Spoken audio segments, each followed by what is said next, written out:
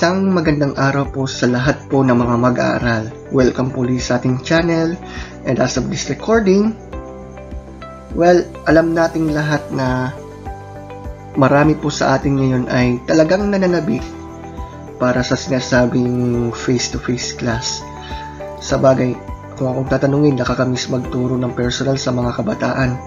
But anyway, hindi po ito nangangahulugan na hindi na po natin ipagpapatuloy itong video lesson. So whatever the subject, kumbaga ang maibibigay sa akin, if the Lord wills, yan po yung mismo maging focus natin. Lalong-lalo na dito sa ating mga video lesson na tinatalakay natin. So far, tatalakayin natin ang paksang ito para sa Filipino 8. Mga hakbang sa pagsulat ng social awareness campaign.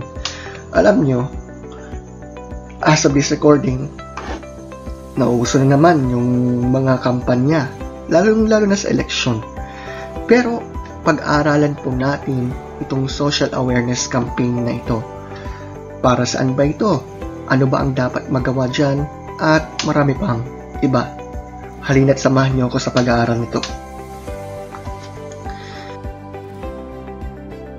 Napakahalaga ng mass media sa buhay ng tao sapagkat ang mga ito ay nagsisilbing daan upang malaman ang mga mahalagang pangyayari sa paligid. Ang mass media ay kinapapalooban ng broadcast media at print media. Ang broadcast media ay binubuo ng radyo at telebisyon. Samantalang, ang print media naman ay binubuo ng mga babasahin na tulad ng mga pahayagan, magazine, comics, kontemporaryong dagli, mga panitikang katulad ng patalastas, awit, rap, slogan. Gayon din ang mga pelikula at maging ang mga video technology ay nakatutulong din sa pagbabago ng kulturang Pilipino dahil sa ang mga ito ay nakakapagpabago sa paniniwala at pag-iisip ng isang tao. Kung kaya't ang mga ito ay mabisang kaparaanan upang gisingin ang kamalayan ng isang individual. At ang mga ito ay nakatutulong sa pagbuo ng isang kampanya tungo sa paglikha ng isang pagbabago. Mahalaga talaga kung tutusin yung mass media. Kesyo ito man ay nasa panulat o kaya napapakinggan sa radyo o kaya napapanood sa television o kaya nababrowse sa internet. Kaya alam nyo, kahit yung mga campaigns, napakahalaga rin, lalo't higit sa lahat sa mga bagay-bagay na pwedeng magpabago sa isang lipunan. Ngayon, paano kaya mabuo itong tinatawag na social awareness campaign? Kasi itong social awareness campaign na ito, mga kaibigan, may kinalaman ito doon sa isang kampanya na kung saan dapat yung mga tao ay maging aware sa isang issue o sa isang paksa. Ngayon, ano yung mga paraan para makabuo nito? Una, pumili ng isang napapanahong issue na nais mong gawan ng isang social awareness campaign. Yun ang pinakauna dyan. Pangalawa, tukuyin kung sino ang grupo o pangkat ng mga tao ang nais mong makabasa, makarinig, makakita o makapanood ng kampanyang iyong gagawin. Take note, kahit sino man yan. Bata man yan, matanda man yan, lalaki man yan, babae man yan, bahagi man yan ng LGBTQ community, o kaya nasa panig man yan ng mga tao na nasa social class at kung sino-sino. Basta ang mahalaga riyan, matutukoy mo kung sino yung grupo ng mga tao na nais mong makabasa ng ganoong mga akda, o kaya makapakinig, o kaya makakita, o kaya makapanood nito. Pumapangatlo, magsaliksik ng isang mahalagang datos o impormasyon hinggil sa issue o sa paksang yun na nais bigyang pansin para magkaroon ng sapat at malawak na kaalaman hinggil dito. Mahalaga yan, kailangan ng research.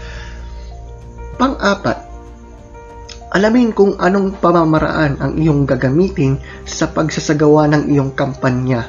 Siyempre, maaari kang gumamit ng broadcast media o print media o kaya video technology.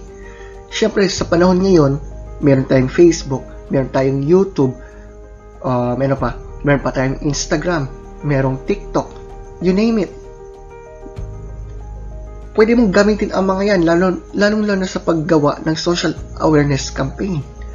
At panghuli, magsagawa ng isang mahusay na pagpaplano kung paano isa sa katuparan ang pagbuo ng naturang kampanya. Siguraduhin na ito'y pulido. Dapat klaro yung mensahe.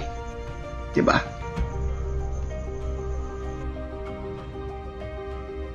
Kinakailangan din na isaalang-alang ang pagbuo ng balangkas sa isa sa gawang campaign material. Makatutulong din yung paglikha ng isang sequence o delicate dialogue script na magiging batayan para sa kabuuang proyekto.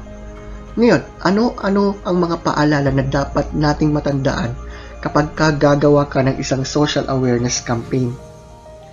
First and foremost, tandaan na ang iyong bubuuing script ay kailangang maging makatotohanan para higit itong maging kapanipaniwala. Kasi kailangan talaga sa presentation na iyong gagawin, dapat ito ay batay sa kung ano yung totoo. Diba? Pangalawa, magbigay ng mga konkreto o tsak ng mga halimbawa para higit itong mahimok ng interes ng taong makakakita, makakabasa o makakarinig dito. Kailangan merong mga tsak na mga halimbawa dyan para yung mga tao magkaroon ng interes ukol diyan.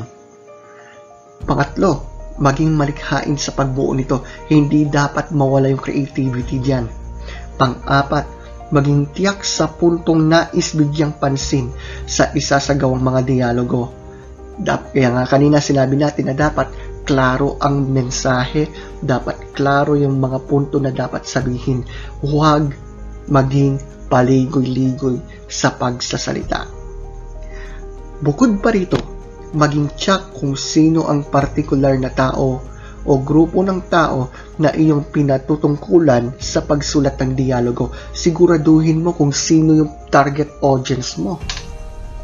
At panghuli, gawing magkakaugnay ang bawat dialogo o eksena upang higit na maging mabisa ang naturang script. Sa script ng campaign material, especially social awareness campaign, siguraduhin na dapat ito ay nakasakto sa kung yung pinakapaksa.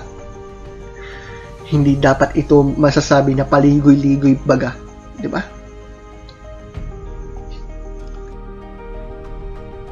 Kaya nga sa paggawa ng social awareness campaign, whatever the topic was, like for example, election, human rights, environmental crisis, at marami pang iba, sinisigurado dapat na ito ay talagang makakagising sa diwa ng mga mamamayan.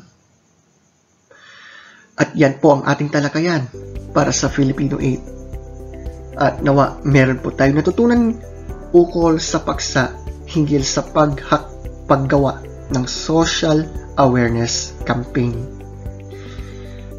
Sa